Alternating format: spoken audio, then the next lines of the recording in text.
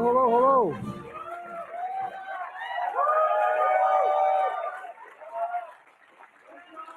Good to see you all. Good to see you all. Thank you.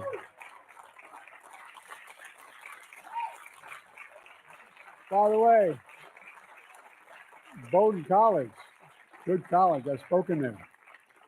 Thanks, Rose. Thanks for the introduction. And please have a seat. Take a seat if you have one.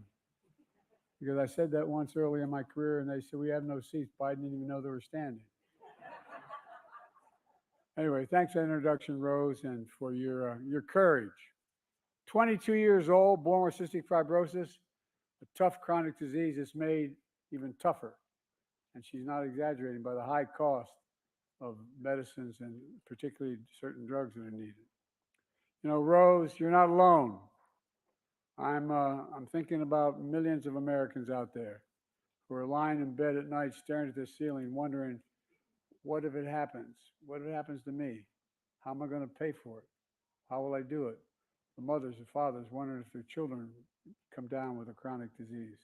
How are they going to deal with it? Not a joke. You're going to have to sell the house. You're going to have to mortgage it. What are you going to have to do? It's consequential. Can you afford the medical bills?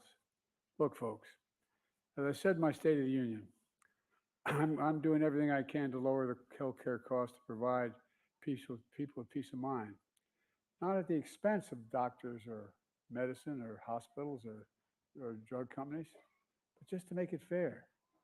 Look, and we're so lucky to have a great congressional delegation, including without hyperbole, two of the best senators in the United States Senate I've ever served with. Maggie Hassan. Stand up, Maggie.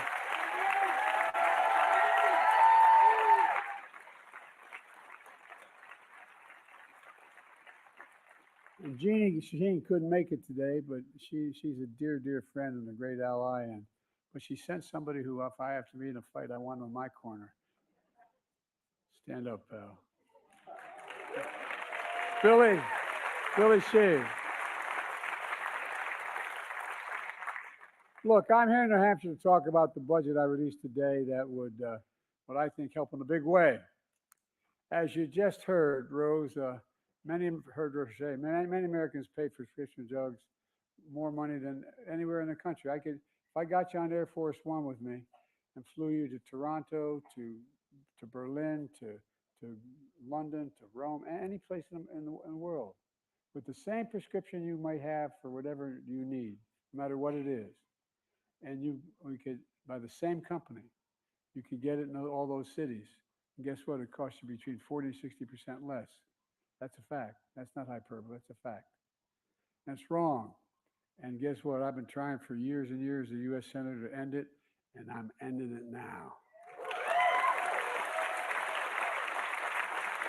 Through the Inflation Reduction Act, the law I proposed and signed, not one Republican, I might add, voted for it, we finally beat Big Pharma. Caps total prescription drug costs for seniors in Medicare at $2,000 a year, even for expensive drugs. Maximum. Right now, for example, this is already passed. I got it passed already. We got it passed. That beginning in the next year, at the end of this term, what's going to happen is the cost for all the prescription drugs for seniors, including cancer drugs that cost $10, $12, $15,000 a year, will not have to pay more than $2,000 a year, period. Working with Maggie and Jeannie, I want to cap prescription drug costs to $2,000 a year for Rose and for everyone, not just seniors. It could be transformational. But that's not all. Instead of paying as much as $400 a month for insulin for seniors with diabetes, you now only have to pay $35 a month. Well, you know why we did that? I've been fighting that a long time, too.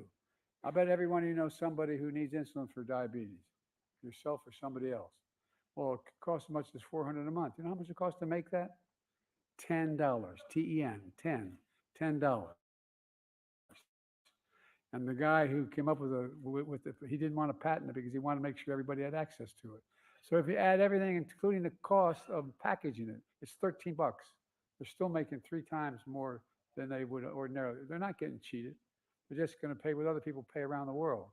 And now with Jeannie's leadership and Maggie's partnership, that's not the entire, and the entire delegation that's here, I want to cap the cost of insulin at $35 for every American. Every American.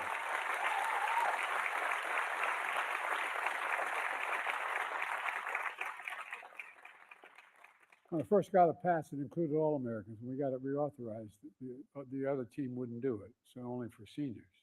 Look, for years people talked about this, but we finally got it done and gave Medicare the power to negotiate lower drug prescription costs, just like the VA's been able to do for veterans for a long, long time.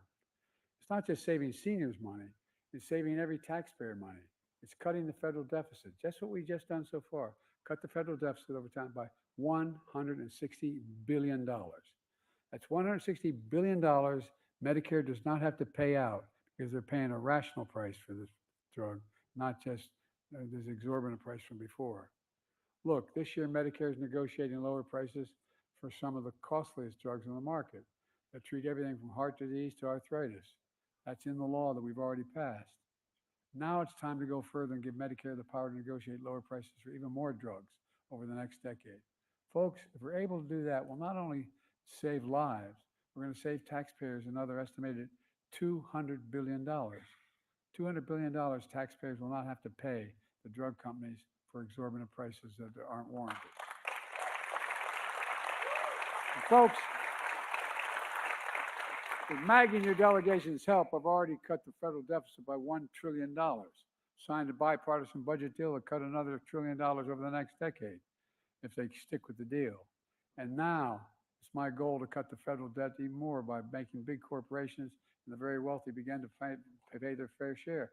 I'm not anti-corporation. I represent the state of Delaware. More corporations incorporated in Delaware than every other state in America combined. But guess what? But I'm a capitalist, man. Make all the money you want.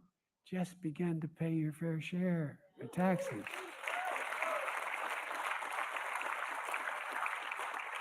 You may remember the big fight I had not long ago, and the reason we were able to cut the deficit already by $7 billion in the first year.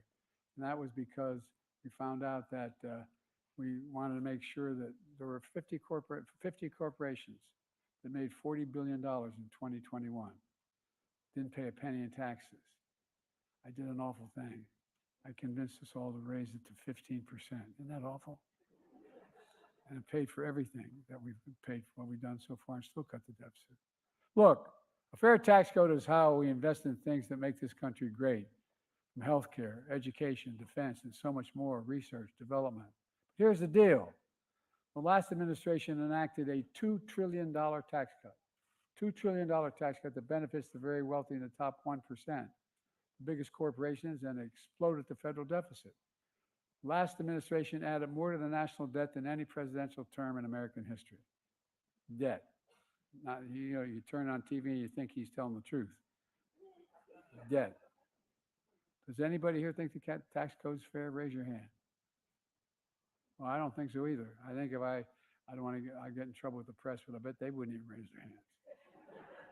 Do you really think the wealthy and big corporations need another $2 trillion tax breaks? Because that's what he wants to do.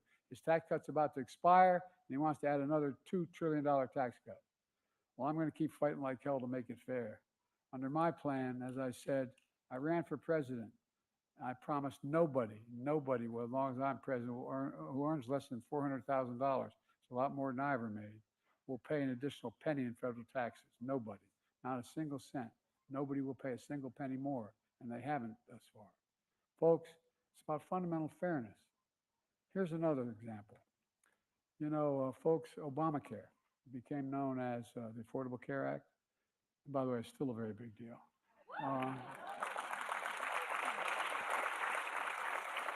Over 100 million of Americans can no longer be denied health insurance because of a pre-existing condition. But my predecessor and many Republicans want to take that away, take that protection away by repealing the Affordable Care Act. I'm not going to let it happen. We stopped them literally 50 times in the last administration. And we're going to stop them again. Folks,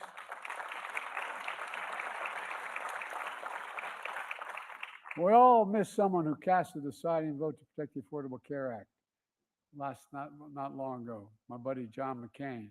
passed away. My predecessor, friend, that's how he ended his career, voting no, so they couldn't cut it. John loved New Hampshire, and he still drives my predecessor crazy, even though John's long gone. But that's John. My mother would say, God love him. Folks, working with your delegation, I'm protecting and expanding the Affordable Care Act. A record-breaking 21 million Americans have signed up for health care under the ACA, including 65,000 folks right here in New Hampshire. I enacted tax credits that save on average $800 per person per year, reducing health care premiums for millions of working families under the Affordable Care Act. But those tax credits expire next year, and I'm calling on Congress to make and expand the Affordable Care Act tax credits and make them permanent. Make them permanent.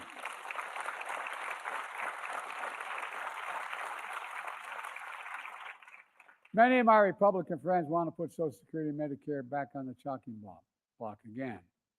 If anyone tries to cut Social Security and Medicare or raise retirement age again, I will stop them. Working people built this country. They pay more into Social Security than millionaires and billionaires do. It's not fair. Folks, we have two ways to go at Social Security and Medicare. Republicans will cut Social Security and Medicare to give us more tax cuts for the wealthy. Even this morning, Donald Trump said cuts to Social Security and Medicare are on the table again. When asked if he changed his position, he said, quote, there's a lot you can do in terms of cutting. Tremendous amount of things you can cut. Let me be precise.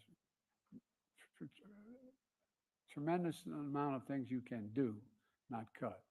He said, but the bottom line is, he's still at it. I'm never going to allow that to happen.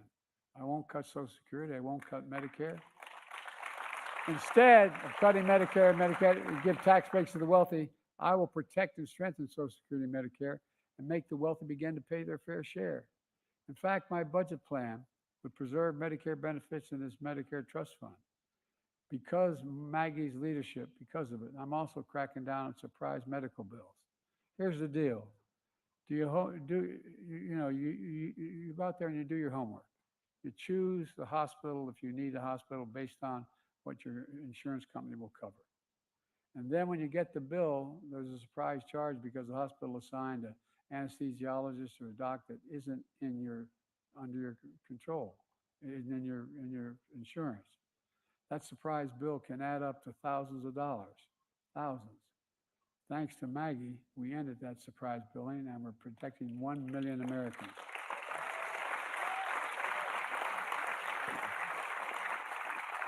Every single month from those surprise bills.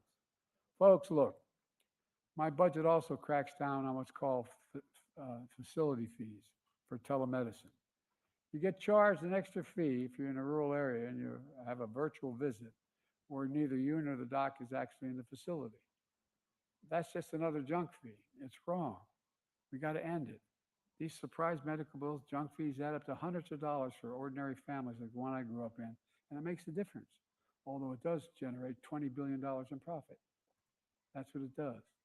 Let me close with this. 4 years ago, this week, before I came to office, our country was hit with the biggest, worst pandemic and economic crisis in a century.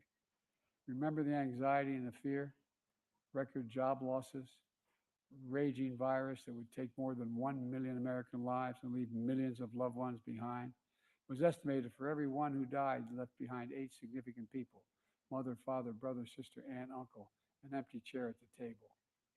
The mental health crisis that resulted from the isolation and loneliness. A president, my predecessor, failed the most basic of any duty a president owes the American people, a duty to care. I believe that's unforgivable. I came to office determined to uphold the duty to care and get us through one of the toughest periods in our nation's history. And we have. Building a future of American possibilities, building an economy from the middle out and the bottom up, not just the top down. When the middle grows, the bottom has a chance, the poor have an opportunity, and the wealthy still do very well. They still do very well. Investing in all America and all Americans to make sure everyone has a fair shot. We leave nobody behind, nobody.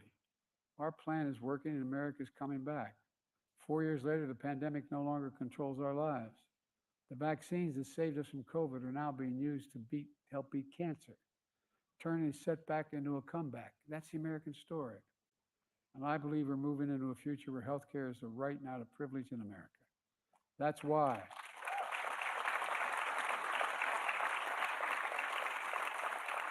That's why I've never been more optimistic about our future. You just have to remember who we are. We're the United States of America. There's nothing beyond our capacity when we do it together. Nothing, seriously, not a joke.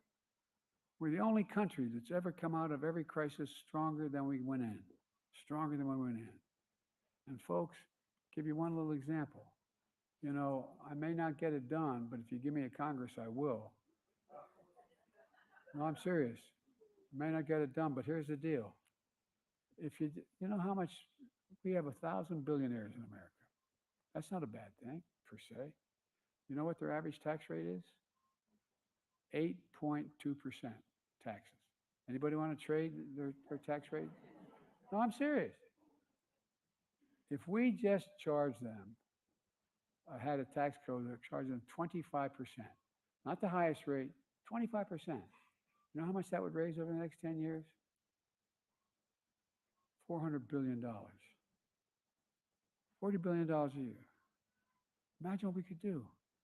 From cutting the deficit to providing for child care, to providing health care, to continue to provide our military with all they need. So folks, look, this is not beyond our capacity. We just have to listen. We've got to tell people what we want to do and hope that they've figured out that what is going on with the last guy, if it gets repeated, because if he gets elected, he's publicly stated he'd try to repeal every single thing we've done so far. 15 million new jobs, 800,000 manufacturing jobs. They go on and on. But people still need help. We still need help. Those people, the folks sitting at the kitchen table, they still need some help on the day-to-day things. And we're going to work on those as well. But at any rate, I'm taking too much of your time. You're very gracious. Thank you all very much for being here. And as my mother would say, God bless you all. Thank you. God protect our troops. Thank you.